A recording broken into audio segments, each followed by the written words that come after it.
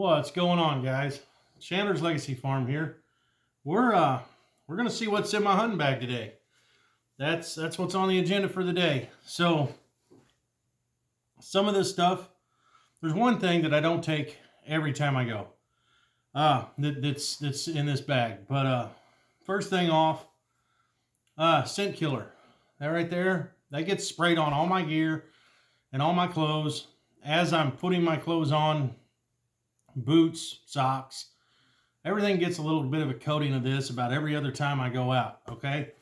Now, I got a farm here, and I made a video yesterday about tree stands. Me just going out and checking all my stands, right? So I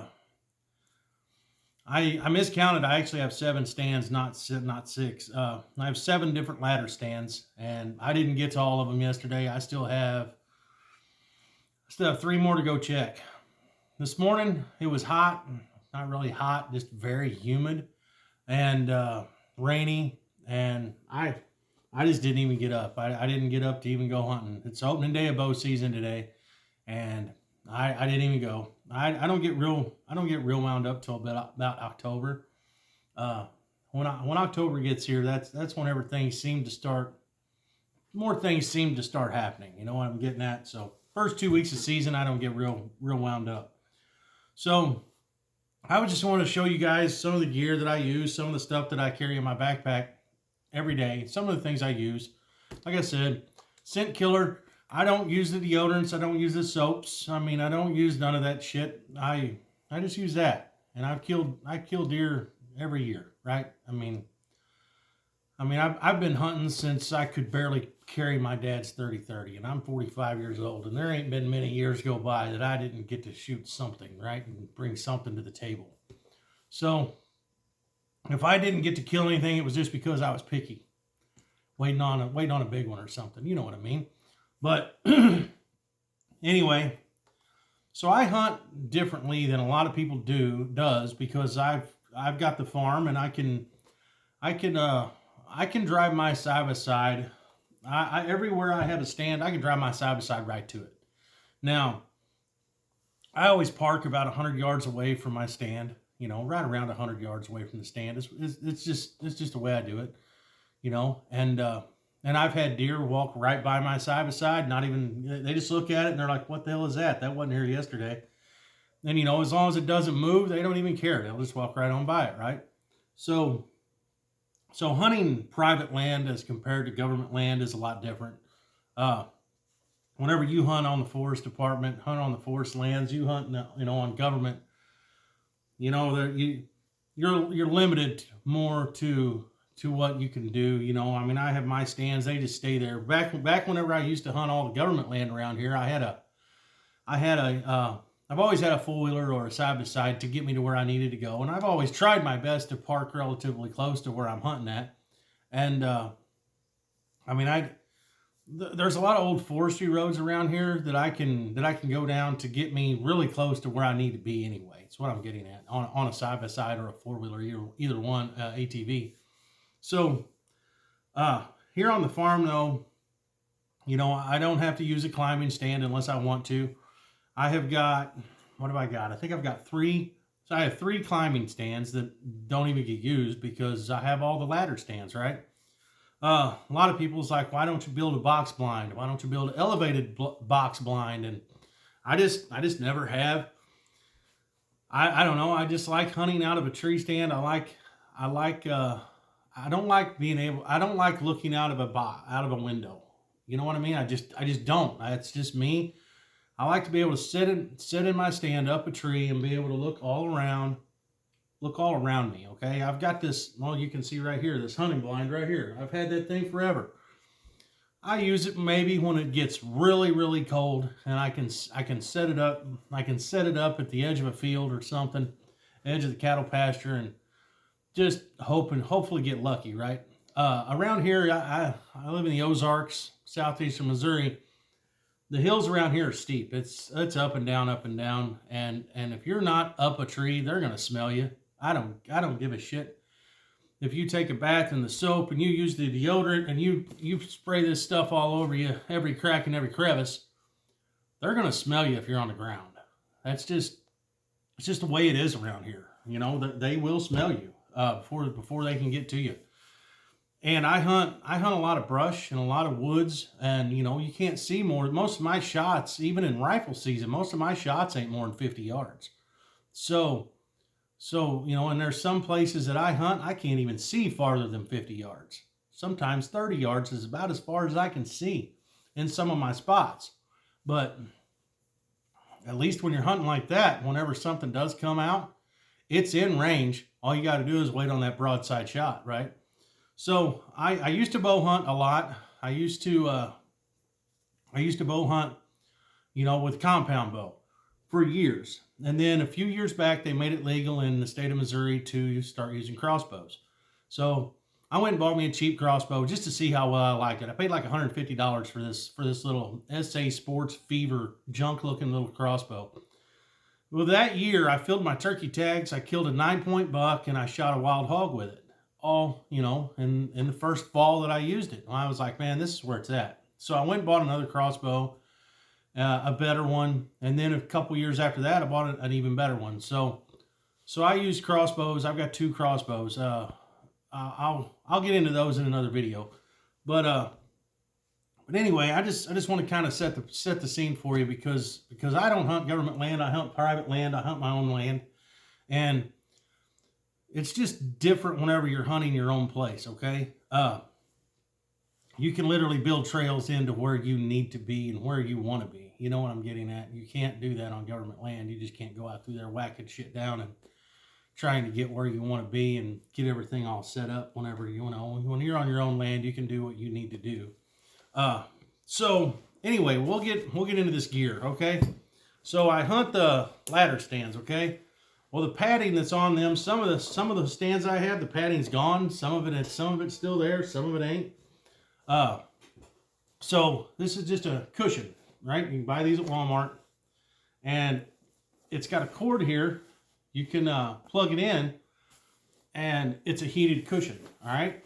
So this thing stays clipped on the side of my backpack, and you know, I get out of the side by side. I grab this out of the back of the bed of the side by side. I grab my bow out of the passenger seat next to me, and I throw this on my back, and I grab my bow and go to the stand, you know, or rifle if I'm rifle hunting, whatever. So this is what I got right here. Whatever I have right here is what I got. I always squirt down with all this stuff before I leave the side by side, or sometimes just before I leave the house, you know, and don't even take it with me. So anyway, that stuff. It does help. I believe it does. I believe it helps. I don't know. So anyway, this is a heated pad, and I've got a little battery pack in here. You'll see in a minute that you plug this thing into, and it'll keep your butt warm, and therefore keeps your whole body warm. I've also got a battery powered. It's from Walmart. It's a heated coat. It takes the Hart drill batteries. It's a Hart coat. It's made by Hart. But I do have that. It's a heated coat. It's very nice. I can leave it on high and then come in, charge the battery, go out that evening, you know, come in from the morning, charge it, and then that evening go out, and it's full charge, right? Ready to go. So, and then last year for Christmas, my wife bought me a pair of heated socks. So I've got a pair of heated socks that I'm going to try, because if my feet gets cold, I'm pretty well done. The rest of me can get very cold and I can handle it. But whenever my feet gets cold, that's pretty well it. I'm pretty well done. Whenever I set in a stand, I don't set more than about 3 or 4 hours. That's as long as I set. And sometimes if they're moving more in the middle of the day, I won't get up that morning. I'll go between 10 and 2, you know. But that's the luxury of having your own place and running game cameras and knowing where your deer are. I've hunted this same farm all my life. You know, I live now on the southern end of this 300-acre farm, and I've hunted this area all my life. So I know where the deer are and know where they're going. And you know what I mean? I mean, sure, I may be off a day or two here and there on a big buck, but I know where I can go to shoot a doe if I just need meat in the freezer, right? And I only kill 1 or 2 deer a year. I'm not one of those that goes out and fills every tag he can fill, you know. It's just me and my wife at home now, and if I can kill 1, maybe 2 deer a year, that's enough for me. Now, whenever my boy lived at home and we were home more, and we you know, there was more mouths to feed, I would kill 3 or 4 deer a year. You know, I would try my best to get everything that I needed. You know what I'm saying? Well, now that's just me and my wife at home most of the time. I don't need as much deer meat, and I like to watch them graze out there with the horses and the cattle, and I like to just watch the deer too, you know. So I'm not as hard on taking deer as what I used to be, because I just don't need it. So that just leaves more deer for, you know, for me, for I can just kind of take my pick. You know what I'm saying? So anyway, we'll get into my bag here. What's in the bag? All right, this is the one thing that I said that I don't carry all the time.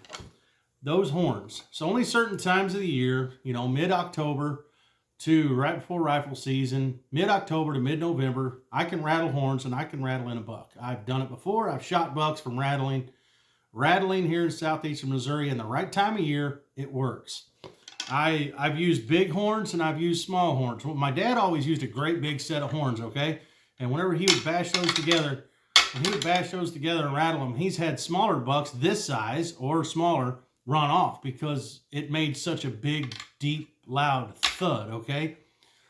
Now, I don't know if my dad ever realized this or not, but I've done a little bit of research, you know, for the way I've been doing this for the last 40 years, right? 35 anyway. If you rattle the same size of horns for what you have in your area, around here we have 120 to 150 inch deer. That's what we got, okay? This you know, you can see these are both off on one side, but that's because they lay together good on my pack, okay?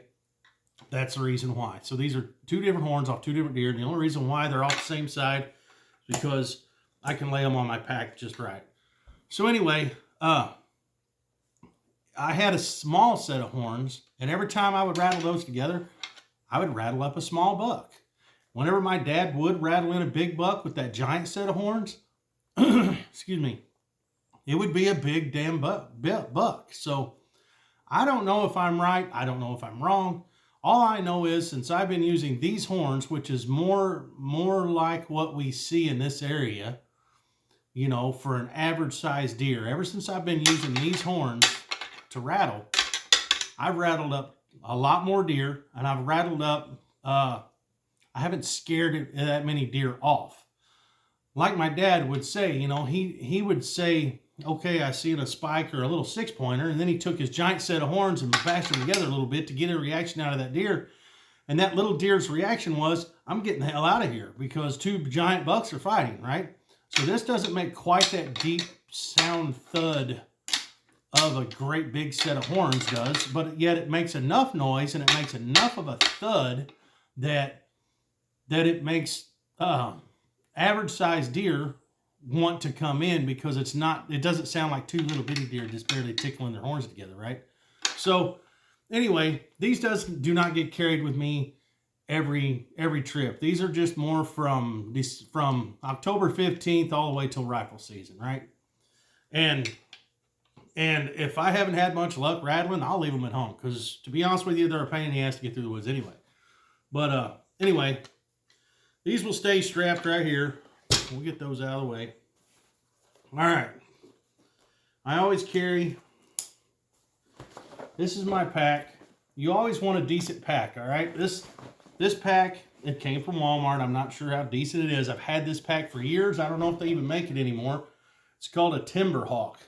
But it does have your chest strap here, and it does have your waist strap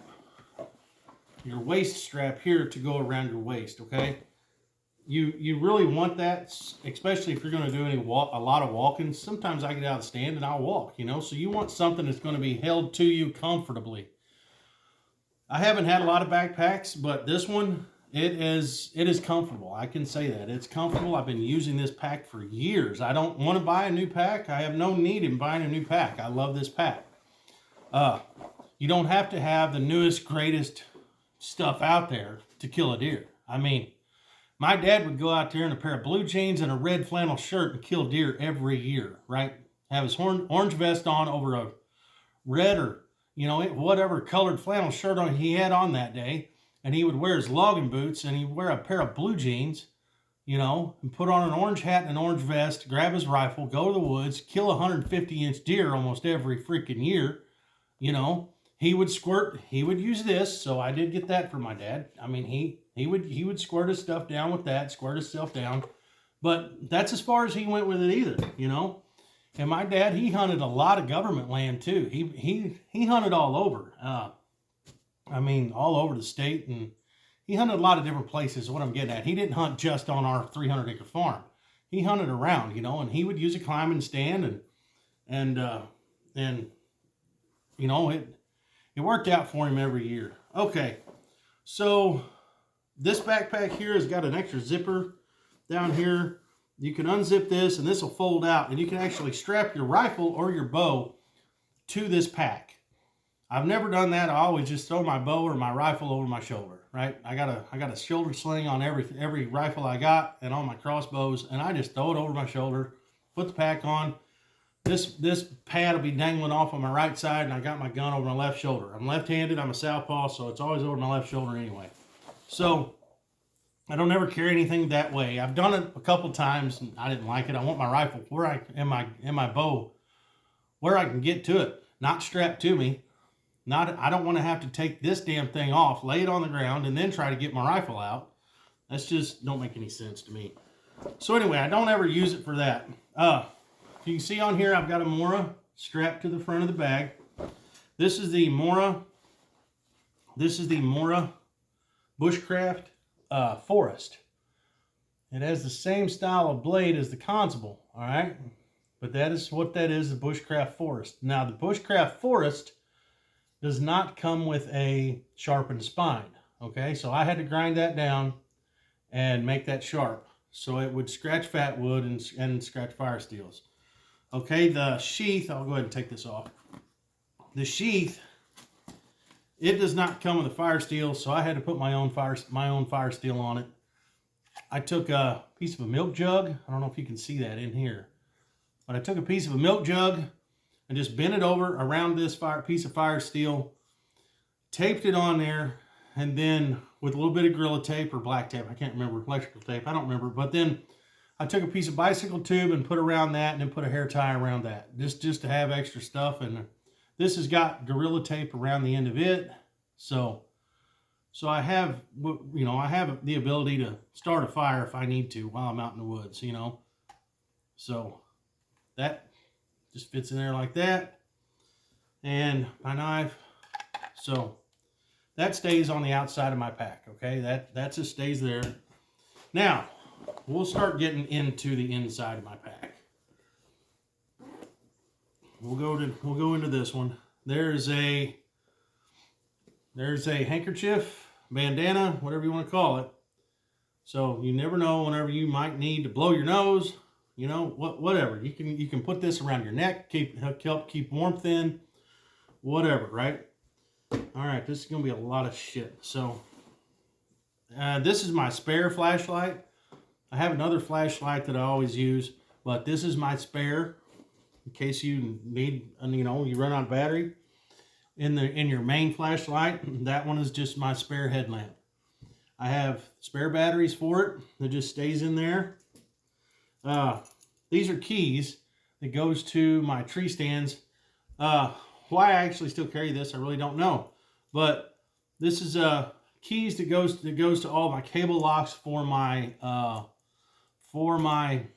climbing stands. So if all my climbing stands, I've left a cable lock wrapped around it, okay? And if I have to take out if I want to take out one of my climbing stands, no matter which one I grab, if I go to a spot and I want to leave that stand there for the following morning, I can take my cable lock, wrap it around the tree with the stand on the tree, and then I got my keys with me in my backpack all the time so I can lock it and unlock it, right? There's another battery. So we got all that.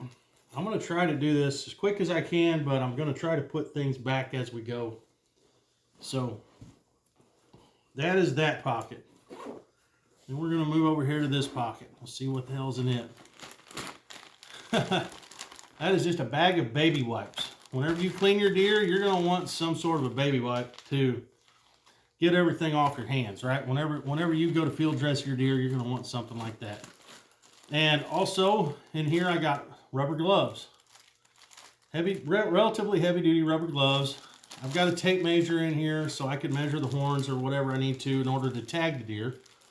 Like if you kill a doe, you're supposed to measure from the corner of the eye to the tip of the nose and all that stuff in order to tag your deer. So I got a little tape measure in there. Excuse me. Wow, that was bad. So, gloves, and that is all I got in that bag. That's all I got in that one. Or in that pocket, I should say. Now, we'll move on around. Oh, extra hair tie, never know. My wife, she'll go with me every once in a while. And a lot of times she'll forget a hair tie. So, there you go. Got to keep something for the wife in case she wants to go. All right. A small set of Tasco binoculars. Like I said, I'm not looking 1,000 yards, all right? I'm hunting in the middle of the woods. So, just a small pair of binoculars. That's all I need, and they work. It comes in very handy. If you think you see a little bit of movement out there 100 yards away or less, you can look through these and see what it is. So I always keep a small pair of binoculars. On the other side, we have got my Nikon Aculon. These are Nikon Aculon. I think they're Aculons. Yes. 6x20, 6.0. This is my rangefinder. If you're going to bow hunt, invest in a rangefinder and invest in one that's pretty damn decent, okay? So I use a rangefinder. This thing stays in the pack. I usually have it around my neck whenever I'm actually sitting in the stand. This is around my neck. So I can easily access it, right? And when you're sitting in your stand, you got a tree over here, a tree over here. Shoot those trees with your rangefinder to see how far those trees are, all right? Then if a deer walks out and it's right next to this tree and you just shot that tree with your rangefinder, that tree is 30 yards away, and that deer's standing right next to that tree, well, guess what? You ain't got to do anything. Just put your 30-yard pin on it and let it eat, So that's just another little thing to help. We'll go to this pocket up here now. This has got my little Blake call. It's the original can. These things will wear out. But I've got that. I've called in some does with that and, made a few things happen with that. I've had a couple little bucks come into those. But now, here's my grunt call. It's got a snort wheeze on it. It did have a little compass on it here, but it fell out. This is the Primo's grunt wheeze. I think they called it the buck roar. Yeah, that's what it's called, is the buck roar. But I've had that thing forever. I have had a couple of bucks come to this. So, I mean, there's times it calls work, and there's other times you can sit out there and make all the freaking deer noises you want to make, and if there ain't shit there, you ain't going to see shit. It's just the way it is. A lighter. I always have a lighter in my pocket, but I've always got one in here. Let's make sure it works. Look at there, it still works. A lighter, and I have room in this thing to pack more stuff, but I mean, why pack all that stuff? This is actually a little fire brick thing. I can't remember who the hell makes it, but it's called a Fast Fire, and you just light the wrapper. I cannot remember, but I've used these a lot, just starting campfires. But you light this, throw you some sticks on top of it, and you got a fire, and it's a whole hell of a lot faster than fire steel and that shit. Just get you some tinder, light that. That thing will go about, 10 minutes before it burns all the way up. And surely in 10 minutes you can get enough dry shit on top of something, on top of this, to get you a fire going, right? Now, they do kind of have an odor to them, so that's why I keep it wrapped up in this plastic bag. So therefore, it doesn't kind of stink things up. And you can also break these in half. So if you don't need 10 minutes worth, you can break it in half and save the other half of it for another fire you need maybe some other time. So you got that. I'll put my calls back up. I always take a bottle of water. I always have a bottle of water or a little canteen of water. You know, I always have at least one bottle of water with me too. Let's go up here to this top zipper, see what all I have in here. I have a little bit of emergency stuff. You never know what could happen. Let's see. These are hand warmers. Hand warmers are awesome to have. These are foot warmers. Now see, I don't know if I'll need these this year since I got those battery powered heated socks. So we'll see how those socks work. I'll let you know how those pan out. Emergency thermal blanket. You never know. You fall out of your stand, you can't get back to your side by side. You might need something to wrap up in, all right? And this is fletching rail lube or flight rail lube and string lube for my crossbow.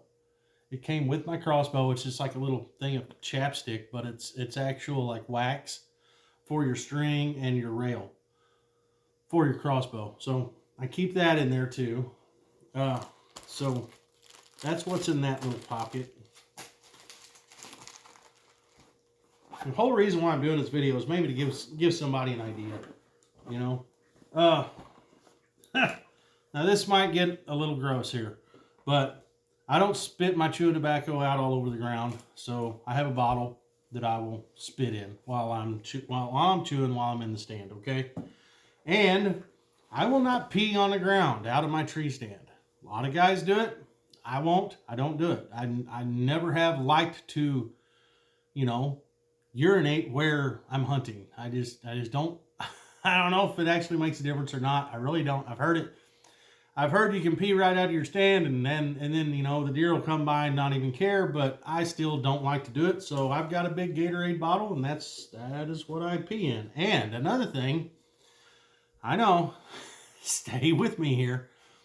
Whenever you're freezing cold and your hands are frozen cold, even with gloves on, pee in that bottle and then hold that bottle.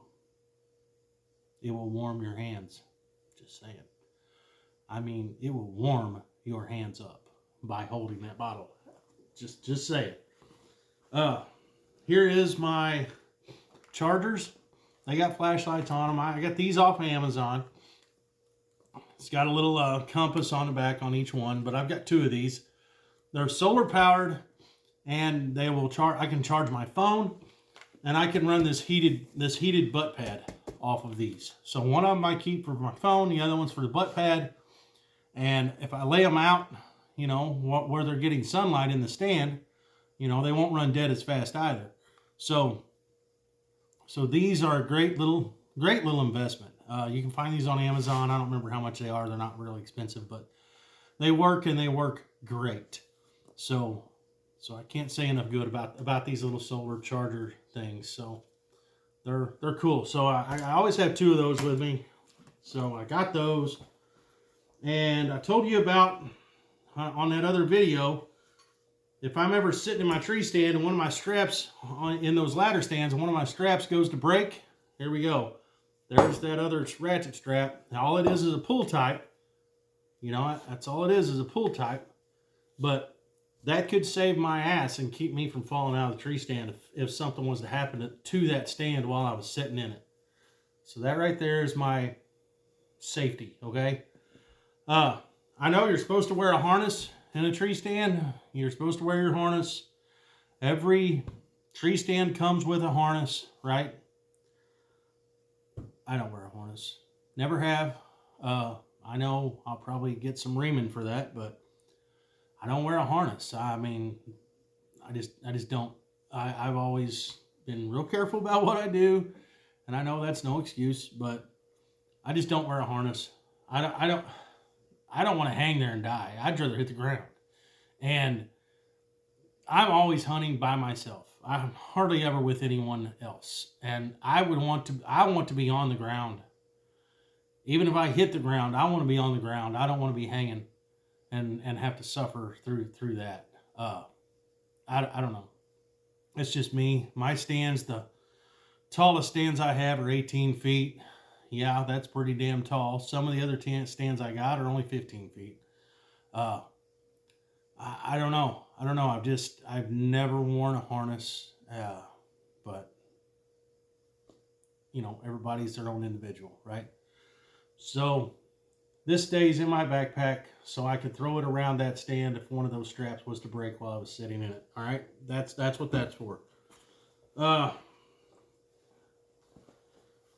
got a roll of trash bags, just a couple of trash bags. You never know. A trash bag can come in handy for a little bit of everything. I could rip the bottom out of this, throw it over me if it starts pouring down rain, just to keep rain off of me.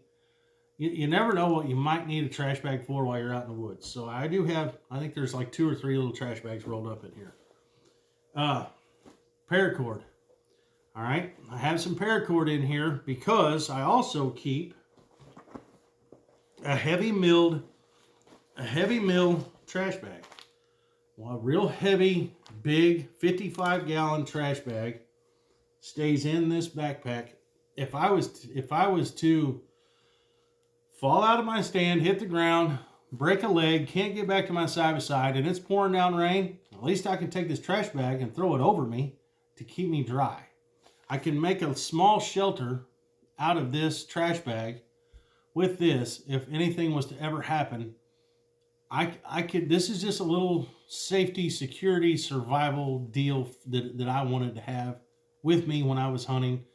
Some way of making some sort of a small shelter that I could get under if need be. So I have just a little bit of paracord and the trash bag, the big heavy mill trash bag. And I already showed you I have one of those space blankets in there, one cheap space blankets, which would, you know, help. And let's see, that is the only thing, that is all that's in this bag. This is the last thing to show you. Go ahead and laugh. It is a cheap Winchester knife from Walmart. I've had this thing for probably close to 20 years. It has a gut hook on it. It's got wooden handles. It is full tang. I will say that it is full tang. I am not cleaning a deer. All I got to do is get the guts out of the deer. That's all I got to do. So this knife, I can make this thing pretty close to hair popping sharp, which is plenty sharp enough to rip open a deer's belly. Then you got the gut hook. You can just pull it. It's just like a zipper. You pull it all the way up to the rib cage. And when I get to the rib cage, this is a thick enough, heavy enough knife that I can rip through the ribs to get up in there, to get the heart and get up to the throat and everywhere I need to get. I've used this knife for years, and like I said, that's all I'm doing with it is field dressing the deer. That's all I'm doing with it. It's not like this is going to be my caping deer. This is not going to be my knife that I'm going to cape the deer out with, cut all the meat up with. No. So I have other knives. Once I get the deer home, I have other knives that I can do all that with. So this cheap Winchester knife that I've had since I was probably 20 years old, that's just what I use. And I've never felt the need to put a different knife in my backpack. This is what I use when my deer's been taken and it's down on the ground. This is what I whip out to field dress it with, right here. It works. It works fine. So never felt the urge to do anything different.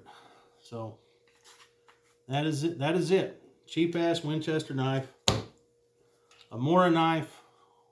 You know, them were the only 2 knives I have that I keep with me whenever I'm hunting. Now, I always have one of these, my Leatherman. This is my Wave Plus. That's normally what I grab, actually, is a Wave Plus. My Wave Plus before I leave the house whenever I go hunting. I always have that because it's got the saw and it's just got a lot of things on it you could use while you're hunting. It's lightweight and it's easy to just throw in the pocket. And I have this on me, you know, 80-90% of the time anyway. This is the one I carry the most. So I don't know, it's one I'm familiar with, so it goes on every trip too. Like I said, I do have a different headlamp that I use. It's just an El Cheapo too, but it is a rechargeable headlamp. But it works. And like I said, I've got a spare in case that one was to go dead or the bulb blow out or whatever. I do have a spare, right? And my stream lights, my little bitty stream lights, I always got one of those in my pocket anyway. Let's see. Yep, I got it in here right now, as a matter of fact, right there. You know, and I'm wearing a regular hunting hat. I'm not wearing a cowboy hat. But either way, you know, you can slide that on there and you got your headlamp anyway, right? So I always have 3 flashlights whenever I go out, because you know, you go out in the morning for daylight and you come home when it's dark. And like I said, this is just all the stuff that I carry. I don't know if any of this will give you any ideas or not, but I try to keep everything light, just so that way, you know, the more weight you got to carry around, the more cumbersome everything is. And I don't know, I just try to keep it light and simple, because I'm only going to be out there about 4 hours anyway. You know, sometimes I'll hunt the full day, and if I do, I'll throw 2 or 3 bottles of water in my backpack instead of 1, and I'll throw a few snacks in there, maybe a peanut butter jelly sandwich, something like that.